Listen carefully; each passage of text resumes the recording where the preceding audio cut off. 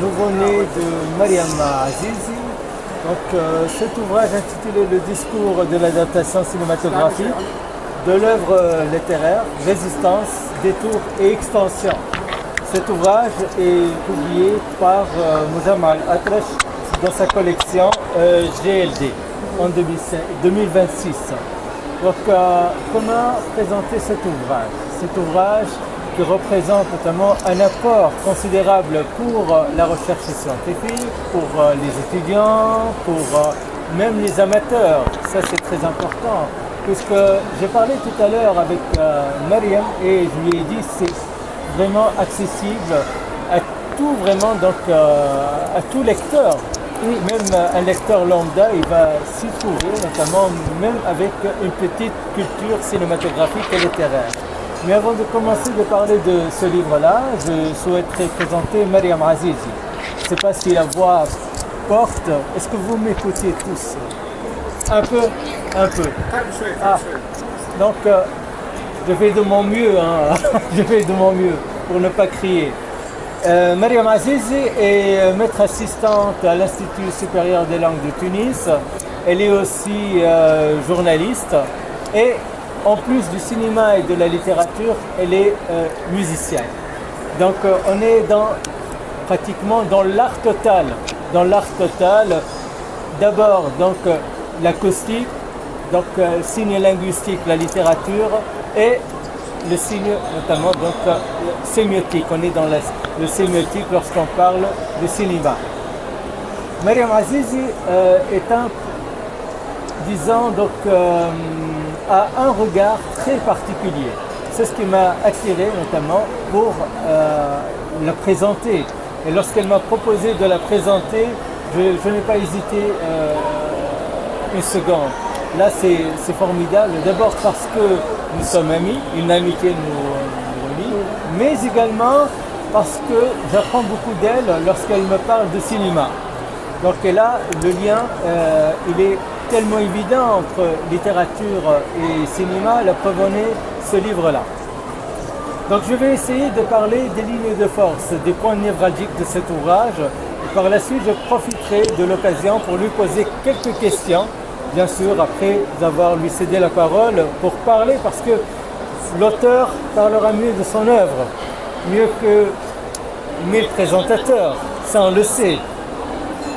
Quoi qu'on soit lecteur averti ou assidu, disons, on n'arrivera pas notamment à mieux parler des œuvres des autres. Et là, mon rôle aujourd'hui, c'est d'abord faire la promotion du livre, ça c'est évident, mais aussi entrer en discussion avec Mariam Azizi, encore une fois, toujours. C'est la discussion continue et, disons, continuelle. Cet ouvrage est composé de 3 grandes parties. On va par la suite les développer, donc essayer notamment de les situer, donc l'une par rapport à l'autre. Mais je commencerai de parler de la première partie, à savoir la résistance. Oh, quel beau mot, la résistance. En parlant notamment donc qui résiste à qui? C'est ça la question qui se pose. Est-ce la littérature qui résiste au cinéma ou bien le cinéma notamment par un mouvement, résiste à sa manière? Et là, on pourrait passer à notre moyen de résistance, cette fois-ci en passant par le cinéma et par le détour opéré par le cinéma. Ça, c'est très important parce qu'il y a toujours des subterfuges. Il y a toujours des astuces. C'est comme Ulysse avec ses 1000 tours, notamment pour pouvoir transposer la littérature. Oh, combien elle est complexe, la littérature. Et pas n'importe quelle littérature, c'est la littérature de Marcel Proust. Marcel Proust, avec notamment une œuvre monumentale. Et là, je suis très très curieux parce que là, moi aussi, je suis lecteur de Proust. Je connais au moins 4 romans très très bien. Si ma mémoire ne me trahit pas, j'ai lu Mon pays du côté de chez Swann et j'ai lu également une œuvre. Voilà. Parler notamment de la captive, et là on va parler davantage de la captive, mais également une œuvre qui n'est pas prise en compte dans votre étude, à savoir À l'ombre des jeunes filles en fleurs. Mais ce qui nous intéresse, c'est d'abord les 3 œuvres que vous avez choisies, notamment, à savoir Un amour de Swann, La captive et Le temps retrouvé. 3 œuvres qui ont été transposées au cinéma, notamment, et chacune de ces adaptations-là, et là je dirais donc on va interroger le terme d'adaptation.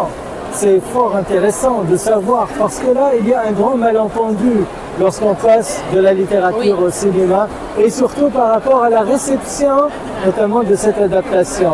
Il y a une question qui revient toujours pour un lecteur non averti et même pour les journalistes. Se pose la question classique, est-ce que c'est fidèle? Est-ce que c'est non fidèle? La question de la fidélité, de la non-fidélité a traversé tout le discours critique, disons, de presse en premier lieu, et notamment même ceux qui travaillent sur la littérature, qui ont, je dirais, un certain nombre de paradigmes que vous avez mobilisés. On parle de la poétique de Jeannette, par exemple. Et là, avant de passer au détour, on va s'arrêter un moment, c'est notre première station, pour parler de la résistance. Finalement, j'ai dit que la résistance par rapport à qui résiste à qui, notamment. Est-ce que tu peux nous développer un tout petit peu, finalement, ce mécanisme-là de résistance, et par la suite, on parlera comment cela a été détourné. Oui. À toi la parole, Maria. Alors, merci Haytham pour cette belle introduction, vraiment.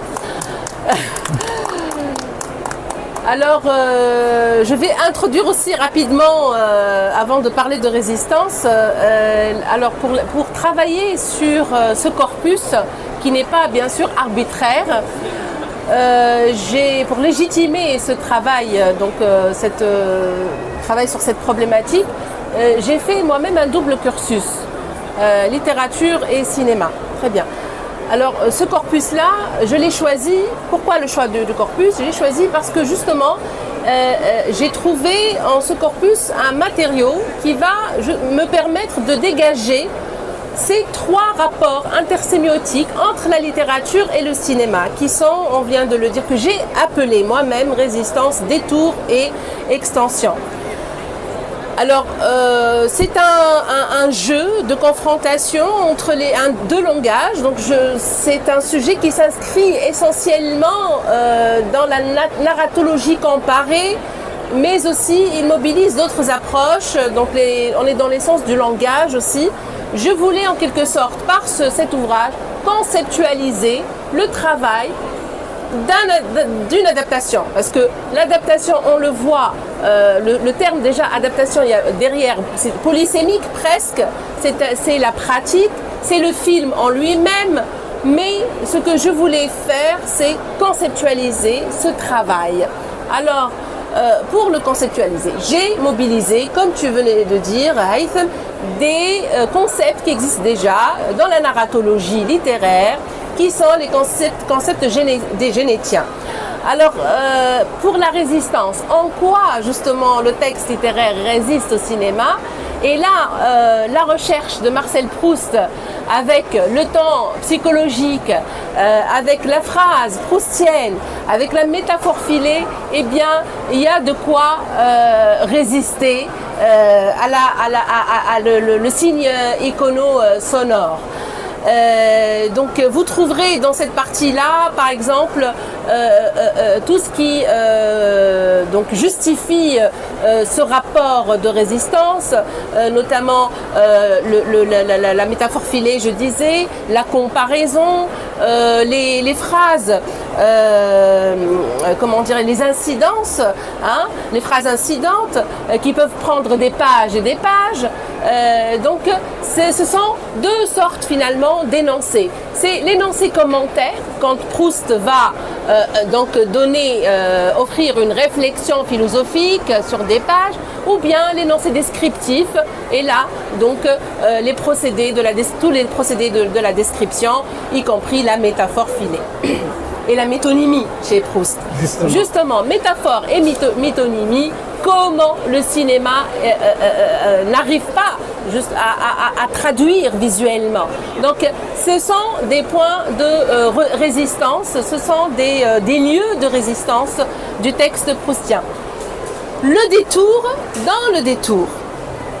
Ici, c'est la partie où justement le langage filmique, les techniques de cinéma, la signifiance par le cinéma va trouver des équivalents, des correspondants. Hein. Alors, dedans, j'ai essayé de dégager une typologie. Hein. Donc, cette typologie, c'est la suivante. Ce sont d'abord les transformations d'ordre narratif. Donc, quand le roman ne peut pas complètement, le cinéma ne peut pas absorber la totalité du roman, puisqu'on est contraint par la durée filmique, donc il y a une contrainte temporelle d'ordre pragmatique ici. Donc on va recourir ici à l'ellipse, hein, et puis les transformations d'ordre énonciatif, ici comment donc le discours rapporté est traduit et traité filmiquement, le discours rapporté. Donc on va trouver bien sûr le dialogue qui va prendre en charge ça, on va trouver également la voix off qui va prendre en charge le discours rapporté. Pour l'extension, ici on a c'est le moment où le cinéma va s'affranchir complètement du texte. On va avoir l'imaginaire du réalisateur ou bien ses références culturelles mais aussi artistiques. Et j'ai donné justement dans la partie, la troisième partie, l'extension, il y a 3 chapitres dont l'un s'intitule la mémoire filmique et le film mémoire. Parce que chez Ruiz comme chez Akerman, qui ont adapté tour à tour Le temps retrouvé pour Ruiz et La prisonnière pour Chantal Akerman, tour à tour, ils ont puisé dans notre mémoire filmique pour adapter Proust. Et vous allez voir que, par exemple, Akerman, elle s'est référée à Hitchcock. Et là, on va retrouver carrément dans son film des citations directes de Vertigo de Hitchcock. Dans le cadrage du couple, donc Albertine, Marcel, et donc le couple équivalent dans le film, on va trouver le même cadrage. On va trouver notamment une scène dans un musée où Albertine regarde un tableau. C'est exactement repris mot à mot, image par image. Donc Akerman, elle a puisé dans notre propre fond filmique, dans notre mémoire filmique. Ça, c'est pour Akerman. Pour Ruiz, il a carrément mis en scène le dispositif filmique. Dans son film Le temps retrouvé, on voit Marcel enfant et Marcel adulte dans la même image, en train de regarder un film. Donc il y a une sorte de mise en abîme et on met en scène le cinématographe lui-même, on le met en scène. Mais ça rappelle aussi l'amour de Proust et sa passion pour le cinéma qui était un art naissant à son époque. Voilà. Donc, pour Ruiz, qui est chilien d'origine, on va retrouver une référence également au chamanisme. Il est chilien. Hein, au chamanisme, donc il y a toute une esthétique surréaliste. On va retrouver les 3 vies de Proust en une seule image, les 3 personnages de Proust en une seule image. Donc vous voyez, il y a une richesse en fait à découvrir dans cette adaptation. Donc on a 3 transformations. Et puis l'extension, on a dit, c'est là où le cinéma s'affranchit du texte proustien qui lui a résisté auparavant. Et cette recherche, cette typologie, elle est valable pour toute adaptation finalement. On peut l'appliquer, on peut emprunter ces concepts qui sont nouveaux ou qui sont mobilisés et qu'on a découvert en les mobilisant qu'ils ont une nouvelle fonction. Les concepts de Genette, quand on parle des transformations narratives, je vise la transformation du temps narré, c'est-à-dire l'histoire, mais aussi du temps narrant, la temporalité. Et donc, dans la temporalité, j'ai mobilisé le concept de la durée, de l'ordre et de la fréquence chez Genette. Et là, franchement, j'ai découvert que ce sont des concepts qui s'appliquent facilement et pertinemment à l'analyse filmique. Donc, leur mobilisation était très fructueuse et ça m'a permis de voir, de dégager finalement de nouvelles fonctions à ces procédés. Bon. Donc voilà. Justement, là, je rappelle cet ouvrage, quand vous venez de présenter, tu viens de présenter d'une manière très synthétique, ça c'est très important, mais je vais revenir sur quelques détails. Mais avant cela, je rappelle que cet ouvrage est issu de votre thèse de doctorat, justement, donc qui ne porte pas le même titre, parce que la thèse a un titre, et là, pour l'ouvrage, on a un titre allemand, donc... oui, parce que le temps, voilà, entre la thèse et maintenant, voilà, ça m'a permis aussi de mûrir le sujet, et j'ai découvert que tout ce travail-là, finalement, c'est pour montrer que l'adaptation elle-même est un discours. Voilà. Justement, et là c'est un point de force. Un point de force, je m'explique, parce que à travers notamment ce regard distancié, donc avec les années qui séparent la soutenance et par la suite donc la publication de l'œuvre, je dirais que tu t'es rendu compte que tu es dans une approche tout à fait conceptualisante. Ça c'est très important.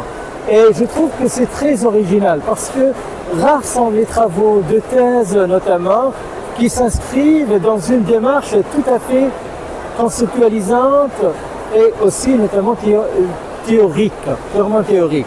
Et nous offrir des outils d'analyse filmique, je pense que cela, d'abord, ça témoigne d'abord donc de votre recherche très approfondie, mais également ça témoigne de votre générosité.